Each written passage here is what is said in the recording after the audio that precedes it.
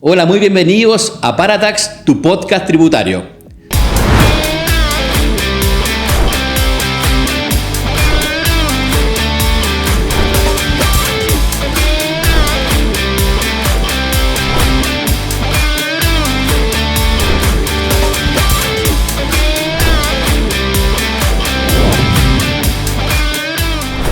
Que junto a grandes líderes del área tributaria compartiremos diferentes temas de conversación. Quisiera iniciar el día de hoy, en nuestro capítulo número 6, un nuevo formato de conversación y que compartiremos junto a dos actores relevantes en nuestro tema, que pronto ya les comentaré, pero voy a hacer la presentación de nuestros invitados. Vamos a partir por las damas y les comento que tenemos a Jessica Pirela.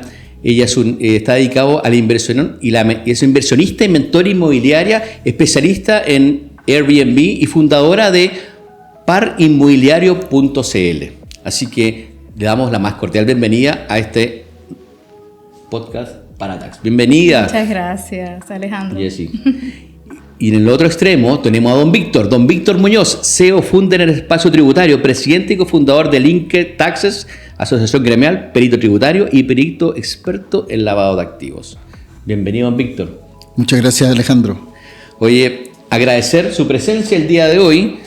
Damos un nuevo formato, estamos con una mesita nueva, todo nuevo, así que esperamos que este tema, ¿cierto?, que es bastante relevante, sea de bastante interés a todos aquellos inversionistas del área inmobiliaria, porque hoy día vamos a hablar de los aspectos que muchos propietarios podrían tener en mente, pero que específicamente muy pocos tienen conocimiento del todo, muy poco de lo que significa, sobre las obligaciones tributarias de arrendar un inmueble o de lo que significa tener esta inversión inmobiliaria, cuáles son los aspectos obligatorios que emanan de estos arriendos específicamente, y queremos ayudar a todas estas personas a que tengan la claridad sobre los temas relevantes que les corresponden hacer a nivel de cumplimiento tributario. Y también tenemos la idea de la opinión muy relevante, Jessy, que nos va a también orientar, ¿cierto?, en esta dinámica conversación, qué es lo que la persona quiere saber. ¿Sí? Víctor es un especialista tributario, es un poquito rudo en los temas, pero también la idea es que usted nos dé toda la parte más real, ¿cierto?, que la persona desea saber. Así que empecemos, Empecemos ya a lanzar esta conversación. Y don Víctor, nuestra primera pregunta.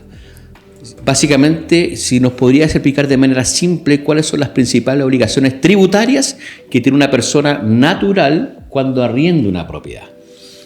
Básicamente, una persona natural, cuando arrienda una propiedad, en particular, si estamos hablando de inmuebles que son DFL2, debe preocuparse de las obligaciones tributarias a contar del tercer DFL2. Esto significa que a partir del tercero, por ese inmueble, deberá tributar por los arriendos a nivel de IVA, dependiendo si está afecto o exento, y a nivel de renta, esto es incorporar esos arriendos en su base imponible del impuesto global complementario.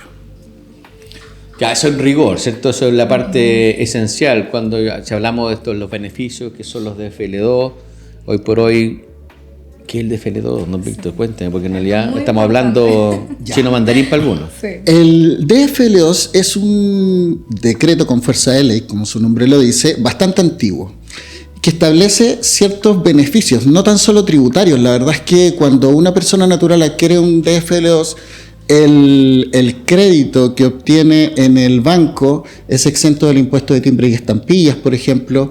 El mismo DFL2 está exento de contribuciones y a la vez tiene exención a nivel de impuesto a la renta. Como te dije anteriormente, por los dos primeros. La verdad es que la historia es súper larga. Cuando partió el DFL2 no tenía límite y en realidad no existían DFL2 que tributasen. Luego se fue restringiendo a las personas naturales en una primera instancia, porque en un principio tanto personas jurídicas como personas naturales podían tener DFL2 sin tributar. Luego se restringió a las personas naturales, luego se restringió el número de DFL2 y hoy día ya finalmente quedó restringido a 2 DFL2 para las personas naturales en la última reforma tributaria que nos dejó el presidente fallecido Sebastián Piñera. Una sola pregunta, ahí le voy a decir a Jessica, de alguna forma no interrumpa en esta conversación, que es lo que la gente igual siempre le gustaría saber. Ahí un poco es la dinámica que me gustaría establecer. Pero hace poco señalaste que este beneficio antes no tenía límite. Y si yo compré con todas esas opciones anteriormente y hoy día está restringido, ¿qué pasa con aquellas personas que tenían todo ese beneficio? ¿Se limitó o yo lo sigo? Ese beneficio se terminó precisamente con la última reforma tributaria del año 2020. Hasta antes de ello, todos los inmuebles que se habían adquirido antes del 1 de octubre del año 2010 seguían gozando de esa exención. Podía existir una persona jurídica, empresa, que tuviese 400 DFLOs y no tributaba por ninguno. Pero la última reforma tributaria eliminó esa historia, digamos, y hoy día, independiente de la fecha de adquisición del DFL2, basta con que solo lo tenga una persona jurídica para que tribute desde el 1. Eso a contar desde el 1 de enero del año 2021. Mira. Y así que te dicen tus clientes cuando llegan, te preguntan, arriendan, ¿tienen clarísimo un poco las obligaciones? Porque en las redes de alguna forma nos dicen, oye, compra 2, el tercer recupera el IVA, y nos cuentan un poco la historia de lo que puede ser el acceso inmediato a un crédito, que obviamente lo que significa no es tema de conversión, pero lo que es la devolución del IVA, pero no nos dicen cuál es la obligación que emana de este arriendo. O sea, porque yo tengo, y eso se da constantemente, o sea, no lo tiene claro el inversionista que llega, que se compra 1, 2 departamentos, ¿cómo? Claro, en realidad yo creo que ellos no tienen claro esto, de hecho no tienen ni siquiera claro este beneficio tan importante de los DFL2, ni siquiera saben lo que significa. Después de que se les explica, ahí como que ya queda un poquito más claro y entienden de que, por ejemplo, si arriendan estas propiedades, no tienen que pagar impuestos IVA por estos ingresos percibidos de las rentas. Después salió otra patita allí, que es la recuperación del IVA a través del artículo 27 bis, que se podía hacer en estos DFL2. Pero este año, en mayo, en el oficio 1071, salió algo que no se puede hacer a partir de la tercera propiedad, que era lo que estabas mencionando ahorita. Pero eso igual ahorita lo podemos conversar un poquito más al detalle. Hay otros beneficios también asociados, como es la rebaja por el pago de intereses que pagas en el crédito hipotecario, que esto es a través del 55 bis, que es súper importante y eso tampoco lo conocen. Entonces de repente cuando llega el tema de la declaración de renta en abril, ¡ay, me llegó devolución! Y no saben por qué. Oye, eso es beneficio súper importante, porque tú estás firmando la escritura, te dicen, ¿quieres tomarlo o no lo quieres tomar? Te dan la opción de no tomarlo. O entregar, si estás comprando de forma recíproca, ponte, estás comprando con tu señora, tu pareja, claro. Dicen, ¿quién accede al beneficio? Sí. Lo puede ceder. Entonces, es importante, como tú bien señalas, saber ese beneficio, que lo puedes tomar o no lo puedes tomar, depende en quién se va a llevar más o menos o no la carga tributaria. Claro. Y por defecto es importante que esté establecido desde el inicio. Una vez que si no lo tomaste ya cooperó, ¿no, claro. Víctor? Efectivamente, la verdad es que es el artículo 55 bis, cuando hay más de un propietario que adquiere un bien, la ley dice que se debe estipular en la escritura quién va a ser el beneficiario del artículo 55 bis. Ahora, el artículo 55 bis es algo que viene intrínseco, es un beneficio de todo crédito hipotecario. ¿Ya? Si tú eres un único adquirente, no es tan requisito que esté directamente en la escritura. Y además tú podrías perfectamente decir que no vas a usar el beneficio y después usarlo, y la verdad no tendrías ningún problema. ¿Por qué? Porque el banco generalmente te pregunta eso para incorporarte o no en la declaración jurada que tienen que informar. Es que si no lo tomé y no lo hice y no nos informa, es como que no lo tomaron, o sea, no voy a tener ese beneficio. Pero claramente tú puedes, si no apareces informado en el banco, tú puedes pedir que te informen y te tienen que informar, aunque hayas dicho que no en la escritura. Ah, mira, o sea, se puede resarcir eso entonces. Lo que pasa es que cuando la ley señala que se debe estipular en la escritura el uso del mismo, en ese caso es un requisito esencial y si tú no lo haces, lo pierdes. Pero en este caso la ley no lo señala, la ley solamente dice que cuando existe 2 o más adquirentes se debe señalar en la escritura quién va a ser el beneficiario. Ah, perfecto. O sea, por defecto, si yo compro, tendría que estar. Por defecto, tú teniendo un crédito hipotecario puedes acceder al artículo 55. Yo algunos amigos que no están. y no le dijeron nada y no está en la escritura. Entonces quizás por omisión... ellos solamente tienen que pedirle al banco que le informen, ¿ya? Y el banco rectifica la declaración jurada que informa al Servicio de Impuesto Interno y con eso aparece. Ya, Mira, perfecto. buen dato. Buen dato. Es importante señalar y decirle a todos que obviamente no es el total de la cuota, son los intereses, Claro. porque siempre te preguntan... Y tiene un tope igual. ¿Por qué tampoco cuando llega tu declaración de renta dice, si no es la cuota, es el interés? Claro. Entonces, también es importante recalcar que obviamente lo que tiene crédito, o sea, el beneficio son los intereses que tú pagas dentro del proceso, ¿no? Claro. Efectivo, Y ahora efectivamente. un datito Y también. no te devuelven los intereses, ojo. Claro. Los intereses rebajan base imponible de Exacto. impuestos a la complementaria. Claro, y entonces allí es importante un dato de cuando está una pareja, ya, ¿quién se lo queda? ¿A quién le damos este beneficio? Obviamente sería la persona que tributa más o que gana más, porque se vería como más relevante este beneficio a esa persona para que no pase de tramo, no pague más por el tema de índice global complementario. No sé si es así, pero... Claro, depende de la situación tributaria de cada uno de los cónyuges o la pareja que está comprando. ¿Por qué razón? Porque los intereses por crédito hipotecario no es algo universal y sin requisitos. Cuando el contribuyente tiene muchos ingresos, no tiene derecho a deducir intereses. Okay. Hay un tramo en que solamente tiene derecho a deducir un 50% y otro tramo que es el primero donde deducen el 100%. Por lo tanto, si tienes dos personas, tienes que analizar la situación tributaria de cada uno para ver a quién le conviene, porque a lo mejor si tú me dices, no, el que más gana lo use, y resulta que el que más gana se pasa de tramo y no le sirve, pero a lo mejor le va a servir al otro que gana menos, pero evidentemente le va a servir para bajar de tramo global. Claro, entonces se analiza la situación tributaria de cada uno para ver quién es. Hay No recomendación, siempre una es el que más asesoría. gana. Claro, una recomendación entonces tomar una asesoría para analizar los dos perfiles y decidir finalmente a quién le resulta más conveniente este beneficio. O sea, evidentemente, o sea, cuando ya estás pensando en invertir en inmuebles, ya estás pensando en rentar, en comprar más propiedades, etcétera, siempre es conveniente asesorarse. Claro. Siempre. Independiente, por último, aunque estés exento, porque en realidad tú tienes un plan de inversión. Y las cosas hay que verlas con tiempo. Recordemos que hoy día tenemos una norma antielusiva donde está muy penada la evasión. Entonces, Sí. empezar a planificar cuando ya estás encima se puede ver muchas veces agresivo. En cambio, si tú te organizas, te planificas bien, te asesoras, va a salir Claro. evidentemente todo mucho más ordenado. Como dicen por ahí, uno sabe cómo empiezan las cosas, pero no cómo terminan. Así que Sí. es súper importante la planificación desde un inicio, ser responsable en esa línea.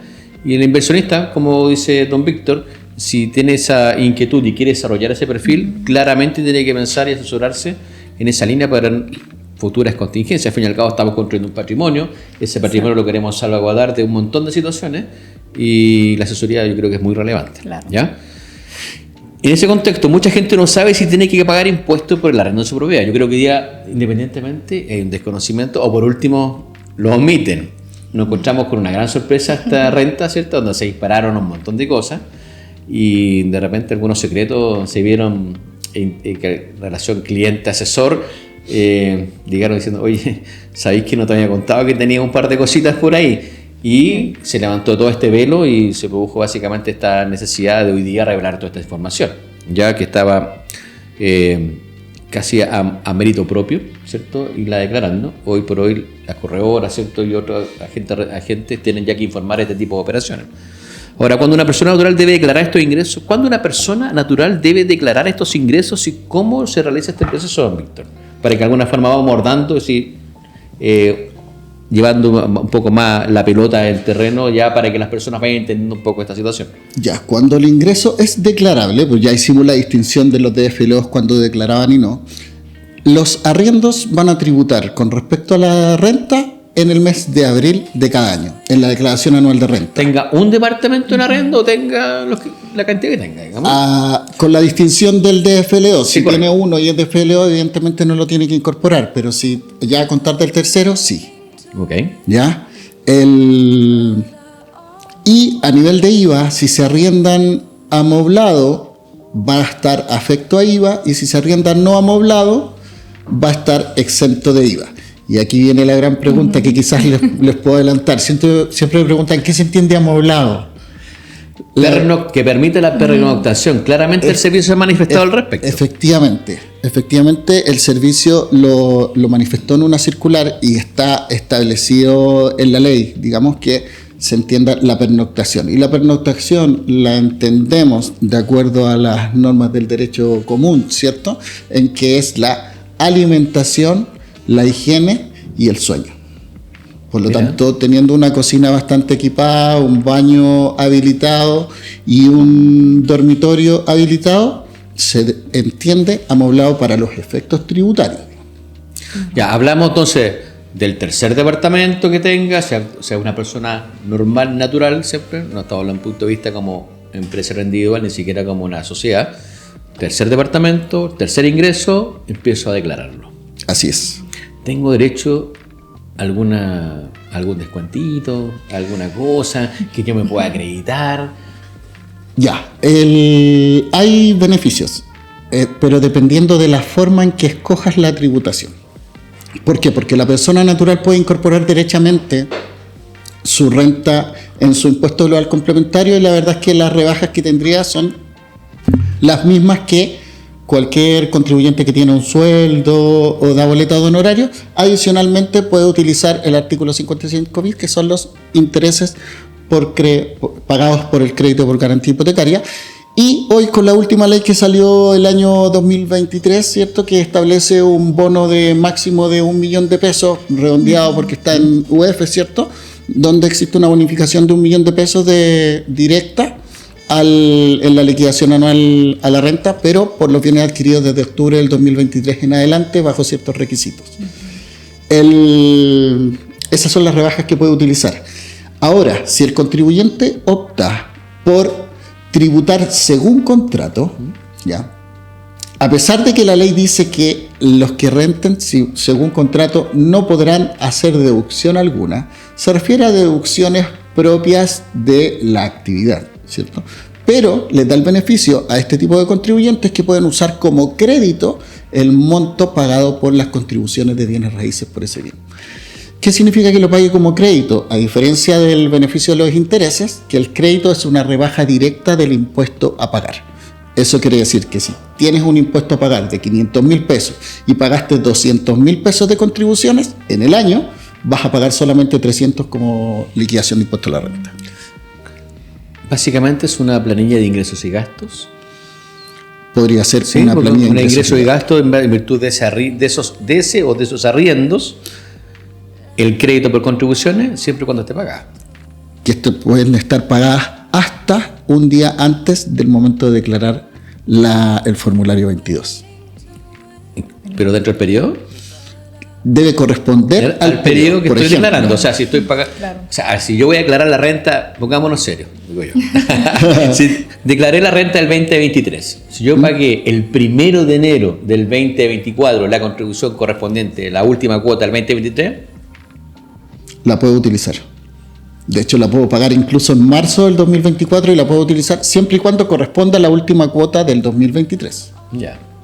Mira, excelente ese dato. Y sabes que también quería complementar algo de que mencionabas. El beneficio tributario, creo que decías de 1 millón de pesos, este famoso beneficio tributario que vemos en redes sociales, que yo también lo he comunicado de esa forma, que durante 5 años consecutivos te van a devolver, o bueno, si corresponde devolución de 1 año en esta declaración de renta, pero es para las propiedades que hayas comprado nuevas desde el año pasado, octubre, hasta el 1 de octubre, pero no es que compres hasta el 1 de octubre, sino que está inscrito en el conservador, de bienes raíces hasta el 1 de octubre. Es decir, que si alguien compra una propiedad hoy día, y me está pasando a mí, estoy comprando ahora, ya no alcanzo a optar a ese beneficio. ¿Por qué? O sea, para tener en un mes, en menos de un mes, lo que queda, de que esté inscrito en el conservador de bienes raíces es difícil. Porque hago hincapié en esto porque he visto varios videos en redes que dicen todavía como que tienes opción de entrar a este beneficio, a adquirirlo. Y realmente yo creo que ya no es factible. No, sí, tienes hasta opción. Ahorita. Tienes ¿Sí? opción. Lo que pasa ¿Tengo todavía tiempo? Lo que pasa es que hay una distinción en lo que tú estás comentando. La circular y la ley hace la distinción entre el permiso de edificación y recepción final del bien y la fecha en que se concreta la venta. Ok. La recepción final del proyecto inmobiliario debe necesariamente haberse realizado antes del 1 de octubre del año 2024. Ok. Pero la venta, como propiamente tal como la inscripción misma, debe realizarse hasta el 31 de diciembre de este año. Ah, entonces sí estoy bien, o sea, todavía tengo la oportunidad de adquirir. Se puede utilizar, se puede Ok. utilizar. Y cuando las personas adquieren el inmueble bajo los subsidios habitacionales, Ok. lo que rige es la fecha de firma de la escritura, porque ahí no manda la inscripción. Ah, mira, buen punto, porque ya lo estaba tomando, o sea, Tomen tips. mucho se estaba tomando de forma diferente por cómo se comunicaba. Entonces, excelente dato. Es parte de uno de los beneficios.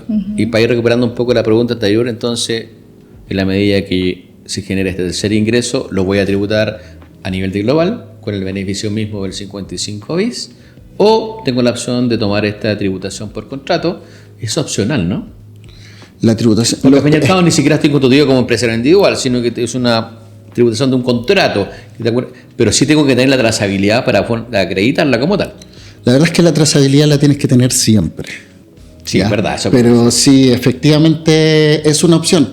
Como tú bien señalabas al principio, con respecto a los arrendamientos que nos vimos en una sorpresa, la verdad es que nuestro sistema tributario es de autodeclaración y autodeterminación de los impuestos. Por lo tanto, siempre todo es una opción.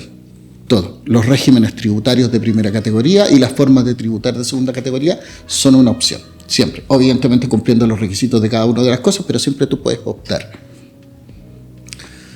Ya, perfecto. Oye, es parte que ya la hemos abordado hace poquito en la conversa, pero ¿qué pasa si tengo más de una propiedad? ¿Hay un límite en el número de propiedades para poder acceder al beneficio fiscal como el de FLO? Sí, lo tenemos más o menos claro, que está el límite entre las dos propiedades. Pero quizás ese beneficio, pero hablamos del 55B, ¿cuáles son los errores de repente más comunes? De uno se ve de repente abordando situaciones cuando la persona puede ser una persona natural y también un empresario individual. Y ahí esta situación media compleja, si no estamos de alguna forma, ¿cómo vamos a tributar mis ingresos si son parte de mi empresario individual, que lleva una contabilidad, que lleva una determinación en base a un balance, o me voy por el otro lado, ¿cierto?, que voy a tributar en base a un contrato y con este beneficio de poder optar a rebajar contra el impuesto las famosas contribuciones. Siempre está esa problemática después del 55 bis. ¿A dónde lo llevo? Lo más probable es que de repente algunos toman esa determinación. No, si está en la contabilidad, tengo el beneficio, igual me lo rajo el complementario, ¿cierto? Y se produce un tremendo problema, ¿no? De hecho, ese problema se zanjó en el mismo oficio que comentaba Jessica. Precisamente si tú tienes alojado tu inmueble en tu empresario individual por el cual tributas en primera categoría, no puedes usar el beneficio del 55 bis de ese inmueble en tu global. Claramente. Y la verdad es que tiene sentido y tiene lógica. ¿Ya? Sí, básicamente es una opción. Tú eliges tributar en primera categoría, bueno, se renuncia automáticamente a los beneficios que tienes en segunda. Esa es la característica principal, digamos, tiene toda lógica lo que respondió el servicio. Ya, perfecto. No, sí, en realidad un poquito para levantar esta zanja y que se zanja en eso me parece lo correcto. Pero en lo que de repente en el día a día, las personas que están levantando información o están preparando sus declaraciones de renta, se ven ante eso, ven el beneficio, tengo algo menos, clink nomás y mando mi declaración, digamos. Después generar un poco la observación y ahí llegan después a la oficina a preguntar qué sucedió acá. Sí. Pero la idea es que eviten eso, ¿ya? Lo que sucede es que el banco te va a informar igual. El banco va a informar igual los intereses de la persona natural bajo el 55 bis porque el banco no tiene cómo saber si tú tributas como empresario individual o no. O incluso siendo empresario individual no tiene cómo saber si ese inmueble lo tienes o no en tu actividad de primera categoría. Por lo tanto, el banco te va a informar igual. Y evidentemente, si estás hablando de una persona que no se asesora, ¿cierto? Y que entran todos los años a la página del Servicio de Impuestos Internos y aceptan la propuesta, claramente esa persona va a usar un beneficio que no le corresponde tributariamente. Yo creo que hoy día el inversionista, ahí se ha dado un boom de la inversión inmobiliaria. Es importante que se asesoren porque estos errores de repente cuestan plata. Y esta cosa que se hace o se determina en un momento determinado es una selfie tributaria con la información que tú determinaste te pueden golpear la puerta bastante tiempo después y ese error que te costó $1 en ese momento resulta ser mucho más que eso 6 años después. O sea, claramente, si el Servicio de Impuestos Internos tenemos que entender que tiene plazos de fiscalización. Los plazos normales son de 3 años, por lo tanto, perfectamente el año tributario que acabamos de declarar en abril, el servicio podría aparecer cobrándote algo en marzo del 2027 y está dentro de lo normal. Y el asunto es que los intereses, los reajustes y las multas se determinan de la fecha de que nació la obligación, en este caso el 30 de abril del 2024, en el ejemplo. Y lo que muchos no tienen considerado es que la multa puede llegar hasta el 60%, es la que sube, parte en un 10 y va subiendo un 2% mensual con el tope del 60%, pero los intereses, si bien es cierto, parten desde cero, pero sube un 1,5 por cada mes y no tiene tope. Por lo tanto, en intereses perfectamente podrías acumular un 150, 200% dependiendo de la antigüedad del impuesto y no hay tope. De hecho, eso es lo que se ha propuesto en muchas reformas tributarias, que por favor se termine, pero claramente no lo han querido terminar. Los intereses no tienen tope y van a subir un 1,5 cada mes que pasa. Así que hay que asesorarse sí o sí. Es Todo mejor el rato, invertir en tremendo una buena eso asesoría. no es tan justo Sí. el tema de eso. Así ¿Ah? es. Oye, muchas veces escuchamos que los impuestos son una carga, pero existen beneficios fiscales para quienes arrendan propiedad, ¿cierto? Hace poquito hablamos de las contribuciones. ¿Qué otro ejemplo más? Quizás yo me voy a ir un poquito más allá, porque de repente uno puede tomar una determinación de planificarse un poquito más y ¿sabes qué? Ya voy a ser empresario individual. Me voy a un régimen tributario. ¿Qué opción tengo? Porque hay opciones también dentro de ese régimen. Si yo soy inversionista inmobiliario, de repente tengo la lucas para comprar un inmueble, un activo fijo y lo compro al contado. Don Víctor, cuénteme, ¿qué pasa ahí? ¿Quiere que le dé un tip? Dígame, estamos para eso. Ya. El empresario individual debe escoger entre un régimen de primera categoría, que tenemos el régimen general, evidentemente, y los regímenes PYME. El régimen PYME tiene requisitos de ingreso y requisitos de permanencia.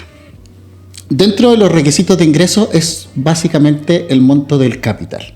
Tú cumpliendo un monto de capital, que debes tener un capital no superior a 5.000 unidades de fomento, ¿cierto? Para poder ingresar. Con eso es suficiente para que tú ingreses a un régimen PYME. El contribuyente que tiene el dinero para entrar en comprar un bien raíz al contado, perfectamente podría iniciar actividades al comprar ese bien y tributar bajo el régimen PYME. Le permitiría llevar como gasto directamente todo lo depreciable de ese inmueble que adquirió. Si hablamos de un departamento, estamos hablando prácticamente del 98% del monto pagado, digamos. Todo eso lo puede llevar directamente a gasto. Ahora tú me vas a decir, pero es que ese régimen dice que el 35% de los ingresos no pueden ser provenientes de la explotación de bienes raíces, ¿cierto? Pero eso es un requisito de permanencia. Eso significa que si yo ingreso al régimen, genero la pérdida tributaria, evidentemente luego del primer periodo tributario voy a tener que entrar a un régimen general que me va a hacer tributar como todas las empresas, con régimen de depreciación, ¿cierto? Pero ya entré con la pérdida tributaria. Eso es un tip que aprendí por ahí. Mira, miren, Buen tip. parte de su tip para que de alguna forma el inversionista lo pueda abordar. Sí. Son lo que llamamos dentro del tema tributario economía de opción. Algo Así que de es. alguna forma la ley nos da, ¿cierto? Nos otorga esa facultad y la tomamos y la abordamos como tal, así que no estamos haciendo absolutamente nada malo. Y es un beneficio porque de alguna otra forma se puede mitigar la tributación en base a una planificación para que las personas vayan optando a esta situación. Así que, Claro. mire, Y un buen ahora- tips para las personas que usted está Ahora una asesorando. pregunta igual. Como empresario unipersonal también tiene el mismo beneficio de protección de patrimonio, así como una sociedad por acciones. No. ¿No? ¿Es No. diferente? O sea, No. igual te impacta como persona natural. Lo Claro. que pasa es que la protección patrimonial está dada siempre por el RUT donde tú tienes alojado tu patrimonio, digamos. Un empresario unipersonal, como tú lo llamas, que es el empresario individual tributariamente hablando, es aquella persona que en su vida común y en su vida tributaria tiene exactamente el mismo RUT. Por lo tanto, su patrimonio está siempre en el mismo RUT y eso significa que cualquier responsabilidad está alojada ahí. Distinto es una sociedad por acciones o una EIRL. Se tiende a confundir empresario individual con EIRL, que EIRL es claramente una empresa individual de responsabilidad limitada, que es una persona jurídica distinta. Y es un RUT distinto, y en ese caso sí hay protección patrimonial. La protección patrimonial tú la tienes que distinguir entre dónde está el riesgo de tu operación y dónde está alojado tu patrimonio. Esa es la diferencia. Sí, y la estructura o la forma se da en virtud del... Hace poquito hablamos con Don Elías Casanova sobre el empresario individual, fue en nuestro segundo podcast, y el empresario individual es de responsabilidad ilimitada. Eso así lo definimos, pero es un mecanismo de ingreso a este mundo de costo bajo, de administración baja, ¿cierto? Pero que tiene un desde, o sea, hay un hasta. Si ya vas a invertir un poco más, es necesario de alguna forma estructurarte y formalizarte bajo otra figura para que se produzca este tipo de protección y puedas abordando de otro punto de vista tu negocio, ¿ya? Claro. Cómo salvaguardar estos activos ante cualquier tipo de situación. Claro, o sea, como si ya eres un inversionista que quieres tener varias propiedades y es tu proyección, que sería lo ideal, o por lo menos es lo que pienso, es ideal entonces ojalá formar una sociedad por acciones y poder tener allí su patrimonio si es que se quiere como resguardar de cualquier eventualidad. Igual no tiene los mismos beneficios que como persona natural. También al momento de adquirir un crédito hipotecario el máximo de financiamiento es un 70%, allí no va a ser un 80 o 90% incluso, pero también tiene otros beneficios. Yo creo que cada una de las figuras tiene como sus beneficios y allí hay que evaluarlos todos y ver cuál resulta conveniente según perfil, ¿no? Sí, beneficios y obligaciones, porque accesoriamente tenemos que llevar contabilidad, tener un contador, pagar patente, hacer un montón de cosas accesorias que también tienen que saber los inversionistas que lo van a desarrollar forever. O sea, no es un tema que nace, se termina, a medida que va generando su ingreso, se va generando un patrimonio, ese patrimonio al momento que yo quiera cerrar la cortina, está afectado impuesto. Entonces, y claramente también me han llegado algunos casos con lo que tú estás conversando de constituir sociedades por acciones, etcétera, pero también tú tienes que ver la factibilidad de poder traspasar tu patrimonio. ¿Por qué razón? Porque si tú tienes el bien adquirido bajo tu RUT de persona natural con crédito hipotecario y abres una sociedad por acciones, aunque declares con quien declares que quieres traspasar el inmueble a la SPA, es el banco el que te tiene que dar la autorización. Recordemos que el banco tiene una hipoteca respecto del bien mientras no se termine el crédito. Entonces muchas veces el banco tampoco te va a dar el pie para que tú traspases. Hay algunos casos en que sí te da, pero lo recomendable siempre es consultar con tu ejecutivo, ver si existe la posibilidad de traspasar el inmueble, y si el banco te da la autorización, tienes que hacerlo. Y ahí se crea una SPA con una escritura muy particular en que tiene que comparecer también el gerente del banco, donde autoriza el traspaso del bien. Es una escritura bien particular. Me han llegado muchos casos en que les crean las sociedades y después no pueden traspasar el bien. Y la verdad es que hay que evaluar las cosas y hacerlas bien, que es lo que les digo. O tener la sociedad y obviamente una sociedad, no sé si se puede dar el caso de que recién se abra esta sociedad, puedas de una vez solicitar el crédito hipotecario. Creo que no, porque siempre te piden como 2 años de antigüedad al menos, y obviamente demostrar que tiene una buena facturación y demás, y comprar directamente a través de la sociedad. Esa también sería como otra alternativa. Igual el tema de la recuperación del IVA y demás, que también ha sonado muchísimo. Yo lo he visto en varios clientes que igual quieren hacer todo esto, pagar contadores y todo por uno solo. Y después, ¿qué hacen con esa devolución del IVA? Entonces, no, como gastársela. No, o sea, ahí también sería importante abordar este tema, porque si estás pensando en tener más propiedades, quizás sea bueno tener todos estos gastos, esta inversión de tiempo, de contadores y todo este proceso, que tampoco es tan sencillo, pero si es solamente para tener, o sea, una propiedad adicional, en este caso ya sería la tercera, ¿no? Que sería después de los 2 de FL2, y ya ahí no quieres invertir más, capaz y es bueno analizar la situación y además no usar ese dinero que te devuelvan en irte de viaje, por ejemplo, porque creo que allí vas a pagar más, ¿no? Más en temas de impuestos y todo. Yo siempre digo que para mí, mientras más simple sea, sí, es mucho mejor.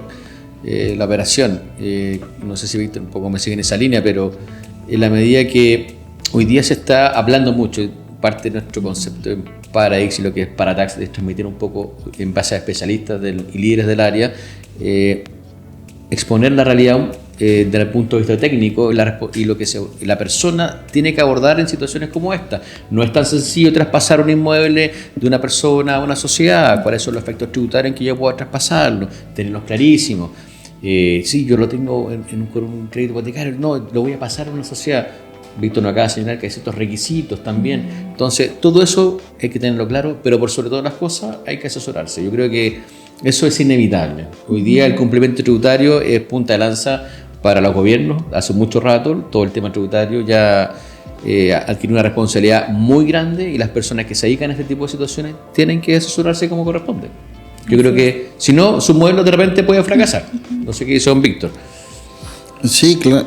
De hecho, efectivamente a eso iba desde un principio, a hacer las cosas bien, porque si no se van llenando las personas de sociedades, se van llenando de giros de actividades económicas, ¿cierto? Y después se acercan muchas veces para decir, oye, quiero terminar un giro que en realidad lo tuve alguna vez, emití una factura y nunca más hice nada y hoy día el servicio me tiene trabado todo porque no he regularizado esa situación.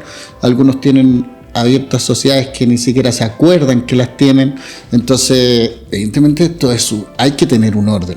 Hay que tener un orden y para eso siempre asesorarse, porque el asesor no solamente llega con lo que tú planteas, sino que además un buen asesor siempre evalúa la situación actual del contribuyente. Entonces, a lo mejor tú no le dices nada, pero el asesor al evaluarte, te va a decir, oye, ya tienes 2 sociedades, ¿qué pasó con esto? O tienes esto otro, tienes este giro, tienes esta actividad, etcétera. Por eso siempre es bueno asesorarse. Y como tú lo dices, el tema tributario está en el ojo del huracán. O sea, estamos hablando de que cada gobierno viene con políticas sociales distintas, con beneficios sociales de distinta índole, con una idea de gobierno, ¿cierto? Y necesitan, evidentemente, recursos. ¿Y de dónde sacan los recursos? De los impuestos. Por lo tanto, siempre, como muchas veces lo digo en redes sociales, en el ojo del Servicio de Impuestos Internos. Muy bien. Hoy en relación, hace poquito los gozamos la conversación con el IVA. ¿Cierto? A muchos no les gusta, a otros les asusta, a otros ni saben que tienen que hacerlo. Cuando aplica este impuesto en el arrendo de las propiedades, hay excepciones, ¿cierto?, a este tipo de inmuebles donde no se cobra, cuando no se cobra o siempre se cobra. Hace poquito hablamos del DFL2. ¿Aplica el IVA a estos dos primero si un mueble, en el caso de arriendos? Si hablamos de renta corta, los famosos Airbnb, ¿cómo se ha pronunciado el servicio al respecto o todavía es materia de discusión? A ver, respecto al Airbnb y a todas estas plataformas de arrendamiento, la verdad es que a mi juicio, esto es lo mismo cuando se está hablando de las IFRS y le estaban pidiendo el pronunciamiento al Servicio de Impuestos Internos respecto de la contabilidad. ¿Y el servicio qué dijo? No me tengo por qué meter ahí, ¿cierto? Todas las plataformas de publicaciones de arrendamiento cumplen el mismo rol que un corredor de propiedades. La diferencia es que es un sistema automatizado, ¿cierto?, que tiene cartera de arrendadores, cartera de potenciales arrendatarios y los conecta entre sí. Pero el hecho de que tú arriendes una propiedad, si la arriendas por un corredor, si la arriendas sin corredor, la arriendas por el diario, la arriendas por internet o la arriendas por Airbnb, no tiene ninguna diferencia desde el punto de vista tributario, porque la tributación va en la actividad de la persona, no en cómo la realiza, ¿ya? Por lo tanto, si yo arrendé por Airbnb, tengo que tributarlo. Básicamente, obviamente, cumpliendo los requisitos que ya hemos hablado anteriormente de si tributan o no tributan, ¿cierto? Va a pagar IVA en la medida que esté amoblado o no. Los Airbnb por lo general están completamente equipados, por lo tanto, están afectos a IVA. Y si lo arriendo, tengo que pagar IVA, claramente. sino tampoco existe exención por ser Airbnb o por ser plataforma, no existe exención. Lo que sucede es que estas plataformas, como son plataformas internacionales, están lejos del campo de acción del Servicio de Impuestos Internos para obligarlos. Entonces, ¿qué es lo que sucedía? Muchas personas decían, no tengo que declararlo porque no, al final del día el servicio no lo puede ver. ¿Por qué? Porque el servicio no puede ir a obligar a Airbnb, que tiene su domicilio en Irlanda, ¿cierto?, a decirle, oiga, necesito que me informe quiénes son los que están arrendando. Porque Airbnb, si quiere le informa, evidentemente de su buena fe le podría decir que sí, pero también le podría decir que no. Entonces, el contribuyente, ¿qué dice? Mientras el servicio no sepa, no declaro. Básicamente, eso dicen. Claramente eso está mal, pero esa es la política. Entonces, y a raíz de eso es que surge la pregunta, ¿tengo que declarar o no tengo que declarar? La verdad es que es exactamente lo mismo. Si tú realizas una actividad y tienes ingreso por esa actividad, tienes que declararlo. Esa es la respuesta. Ya, o sea, estamos claros que hay una responsabilidad. Así es. Pero claramente, si no se informa, no lo van a declarar. O sea, hay que tenerlo claro. Entonces, es un mecanismo, de alguna otra forma, que yo creo que está en la mira del servicio, cómo saber y cómo optar ese tipo de información. De a poco lo ha ido logrando, no sé, los mecanismos de recaudación, Transbank, ¿cierto?, que era un mecanismo que no era regulado, ¿cierto?, llegó, de alguna forma el servicio obtuvo la información necesaria para saber en relación a los ingresos que la gente iba obteniendo en virtud de sus ventas, de la recaudación. Ya eso ya un buen punto que se anotó. Quizá prontamente esperemos que así sea, quizás no va a ser, no lo sé. El tema de estas rentas cortas, el arrendarlo vía estas plataformas digitales, obtener ese tipo de información puede ser muy relevante porque es un mercado bastante sí, es importante. Que, bueno, por ejemplo, yo también uno de mis departamentos, que es DFL2, lo cambié hace como 4 meses de la renta tradicional a renta corta, que es a través de estas plataformas, pero tengo una empresa administradora que se encarga de hacer eso. O sea, yo no ocupo mi tiempo en hablar con los huéspedes y todo eso, sino que se lo delego a una empresa. Entonces, esta empresa en sí debería ser la que se encargue de, obviamente, emitir, pues sí, hay que emitir facturas y todo lo... como una corredora tradicional, que es como de administración tradicional o normal, arriendo anual. Ellos deberían ser los que se encarguen de esto, ¿no? A ver, o sea, hay que distinguir el servicio, digamos, que te está prestando la administradora, porque la obligación de emitir un documento tributario es tuya, como dueña del departamento. Ahora, si tú tienes un administrador, el administrador, evidentemente, hoy día, con las nuevas disposiciones, el administrador va a tener que informarle al Servicio de Impuestos Internos cuánto arrendaste y cuánto es lo que te pagaron de arriendo, con las nuevas disposiciones de la declaración jurada. Por lo tanto, básicamente, lo que tú tienes que verificar, ¿cierto?, es que tú, como contribuyente, eres la responsable y la obligada de la emisión de los documentos tributarios. Ahora, si el administrador te dice, oye, sí, dame tu clave tributaria y yo te hago los documentos tributarios, ya va a ser un trato entre tú y la administradora, digamos, pero por lo general entiendo que eso no se da. La obligación de emitir documentos siempre es tuya. Sí, yo eso lo voy a hacer en estos próximos departamentos de inversión, pero en este, como era de FL2, y de hecho ahí hay un tema. Porque con este oficio del 1071 que apareció de que ya no se puede recuperar el IVA de los 2 primeros de FL2, o sea, de estos departamentos, porque son exentos de IVA, entonces no puedes recuperar un IVA de unos departamentos que no pagas IVA. Entonces allí está el tema de que, claro, si son amoblados, pero está esto de que dice que no debo pagar IVA, entonces no debería pagar IVA. Entonces allí está como el tema y la confusión, que creo que igual, bueno, me han surgido muchísimas dudas. Y a muchos clientes también me han preguntado muchísimo eso. Lo que pasa es que tú tienes que hacer, la verdad es que la respuesta no es muy confusa. Lo que pasa es que las personas tienden a hacer escenarios distintos y creer que la tributación va a ser distinta en los distintos escenarios que se proponen. En primer lugar, tributariamente hablando, siempre, independiente de si actúas con un intermediario o no, si es renta corta o no, siempre debe tributar por regla general. El responsable de emitir el documento tributario siempre es el dueño del departamento. Tema zanjado. Da exactamente lo mismo la forma en que se haga. ¿Ya? Luego, tú tienes que ver, ¿pago IVA o no pago IVA? Si arriendas amoblado, pagas IVA. Si arrendas no amoblado, estás exento de IVA. Y luego tú ves, ya eso es por regla general, eso aplica para todo, ¿ya? Y para todos los casos que se te puedan ocurrir, aplica todo. Luego está el beneficio del DFL2. Recuerda que no todos los inmuebles son DFL2 porque tienen que cumplir ciertos requisitos. Si estás hablando de una persona natural y los DFL2 son uno de sus 2 primeros inmuebles adquiridos, ¿ya? Aunque arriende amoblado, está exento de IVA, ¿ya? Aunque arriende amoblado, de acuerdo al oficio comentado. ¿Por qué razón? Porque existe una exención especial de IVA, pero que no tiene nada que ver con el amoblado o no amoblado, tiene que ver con los ingresos no renta. Entonces, como las rentas de los 2 primeros DFL2 es ingreso no renta, automáticamente queda exento de IVA. Eso es lo que propone el Servicio de Impuestos Internos. Y a raíz de ese oficio es que, evidentemente, si tú estás exento de IVA, para los efectos de la ley no eres un contribuyente de IVA y por lo tanto mal podrías tener derecho a que te devuelvan un IVA.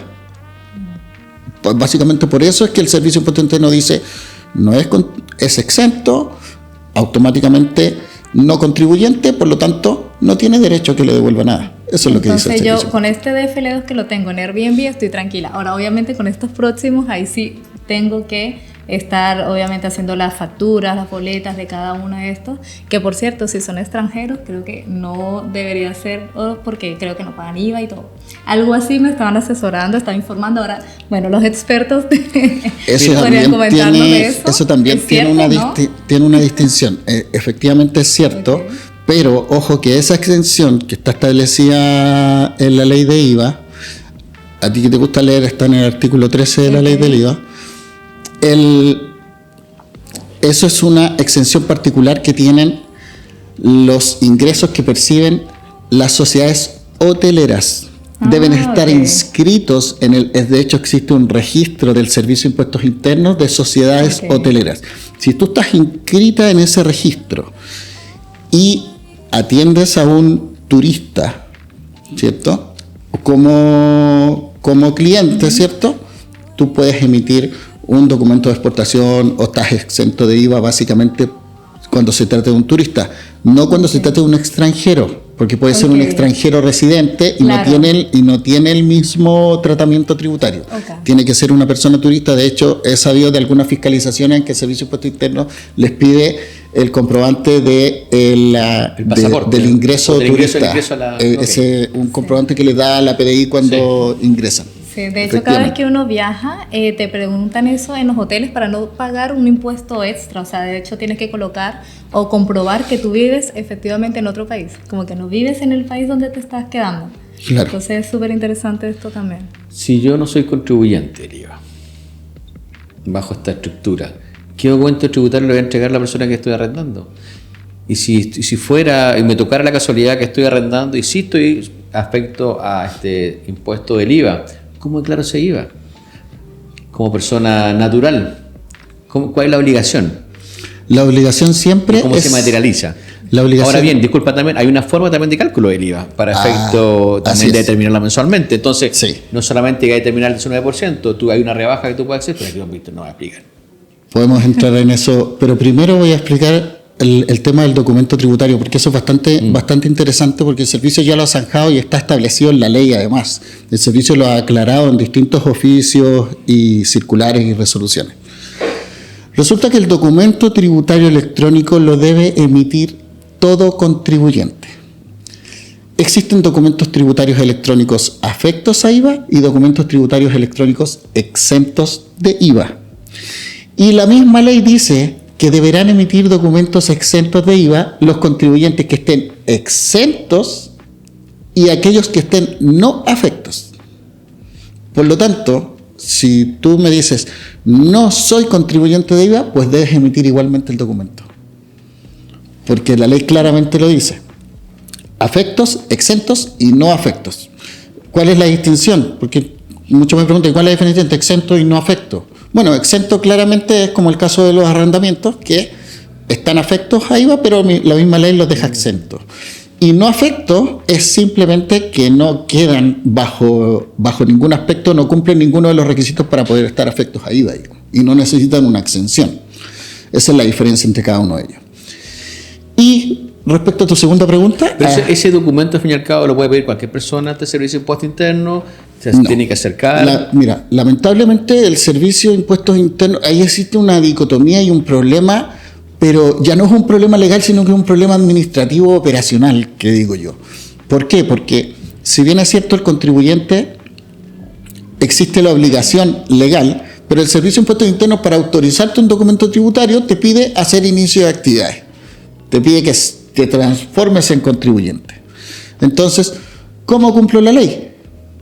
La verdad es que existe un problema administrativo que realmente no está zanjado, porque si tú vas directamente al Servicio de Impuestos Internos a decirle, necesito emitir una boleta exenta porque yo no soy contribuyente, pero sí arriendo, el servicio te va a decir, respuesta, y te la firmo hoy día, te va a decir, inicia actividades y después vuelva.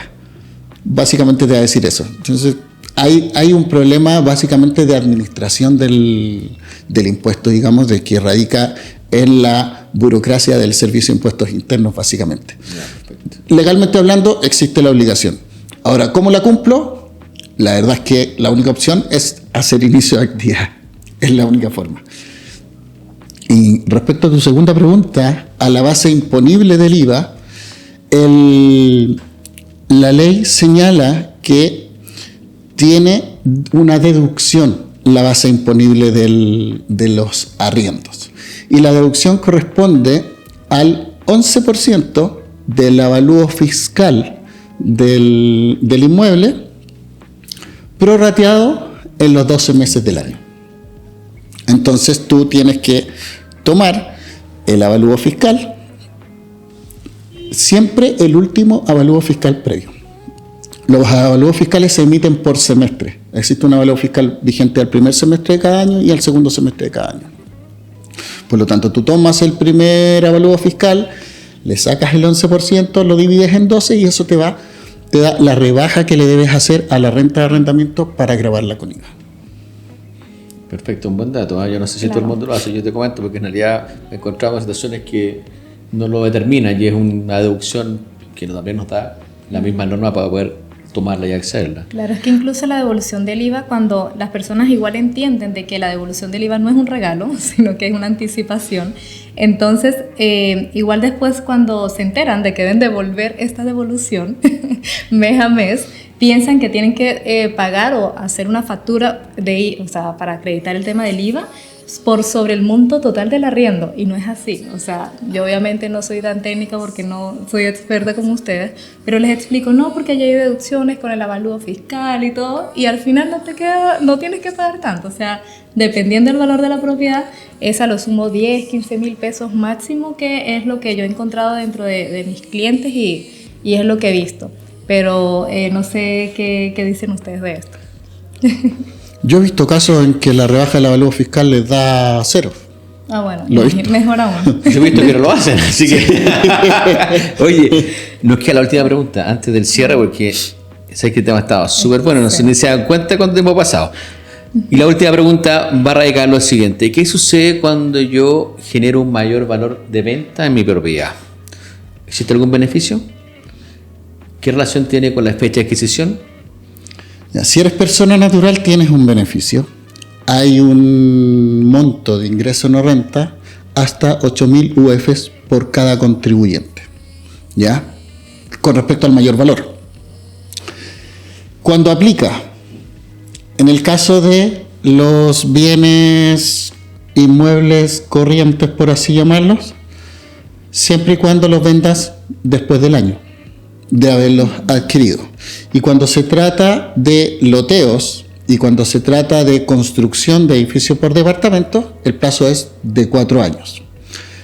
Ahora, ojo, que esto no aplica en el 100% de los casos. ¿Por qué? Porque tiene una condición en que la venta no se realice aún relacionado en los términos del Código Tributario. Y las normas de relación son bastante amplias, pero básicamente no la puedes arrendar, vender a un familiar que esté relacionado hasta en segundo grado de consanguinidad, ni tampoco a una empresa que tenga alguno de esos mismos relacionados, tampoco a alguna empresa que tengas relacionada bajo tu paraguas, que tú controles o que una empresa tuya controle. Hay varias normas de relación, por lo tanto hay que ver bien si aplica o no aplica. Pero en el caso de aplicar, hasta las 8.000 UFs es ingreso no renta, después del año en el universo de propiedades, después de 4 años cuando se trata de loteos y cuando se trata de construcciones de edificios por departamento. Si la propiedad yo la adquirí antes del 2011, la vendo. La verdad es que si la adquiriste antes del 2011 no tiene ninguna distinción. Si la adquiriste antes del 2004, sí. Sorry, se pasaron 7 años. 2004. Si la adquiriste hasta el 31 de diciembre del año 2003, efectivamente es un ingreso no renta, independiente del valor, pero sí sigue siendo aplicando las normas de relación.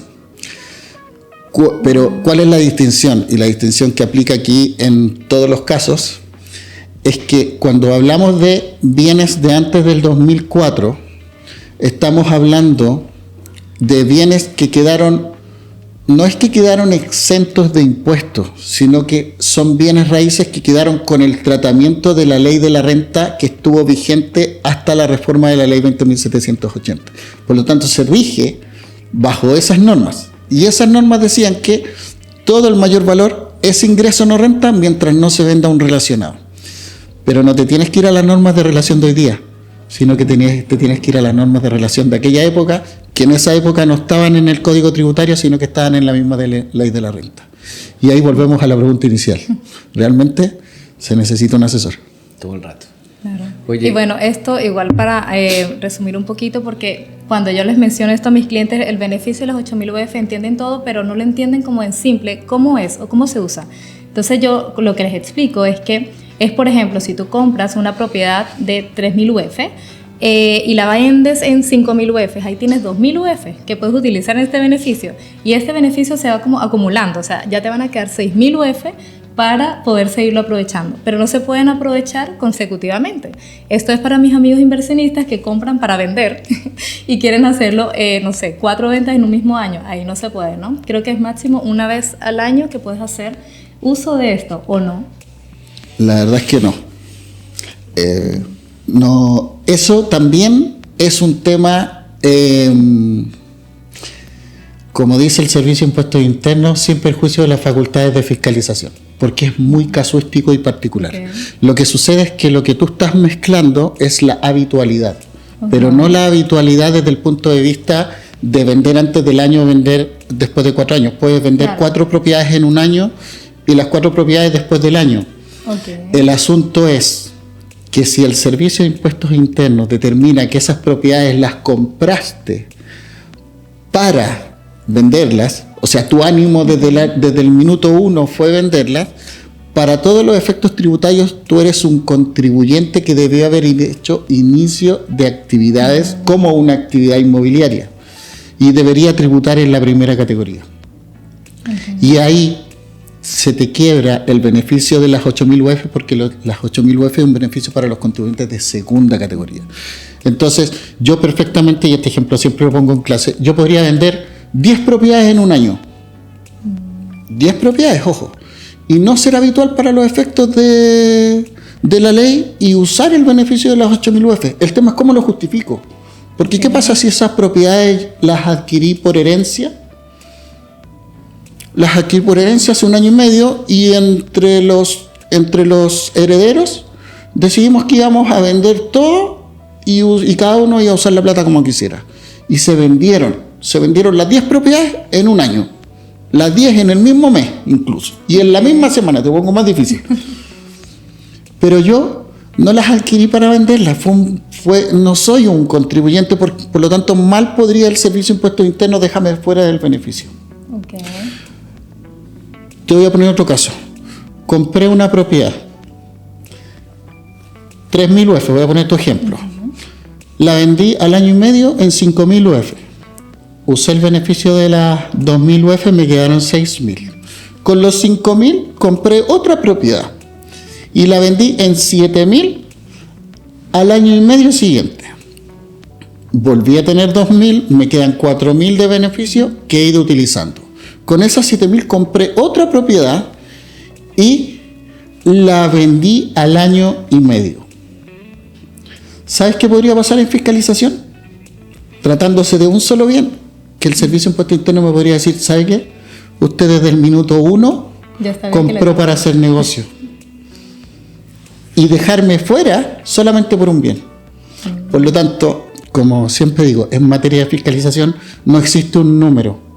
Puede ser 1, pueden ser 2, pueden ser 4, pueden ser 10. Lo que importa siempre es la situación particular. Ok. ¿Ya? Oye, ojo con eso. Tremendo tema, yo creo que nos daba mucho rato, pero ya se nos acabó el tiempo. Y aquí nos están retando y tirando la oreja. Pero para cerrar, Víctor, quiero que de alguna forma, tanto Víctor como usted, Jessy, nos comenten y nos digan qué recomendaciones darían ustedes a una persona que está empezando a este tipo de situaciones, a rentar propiedades.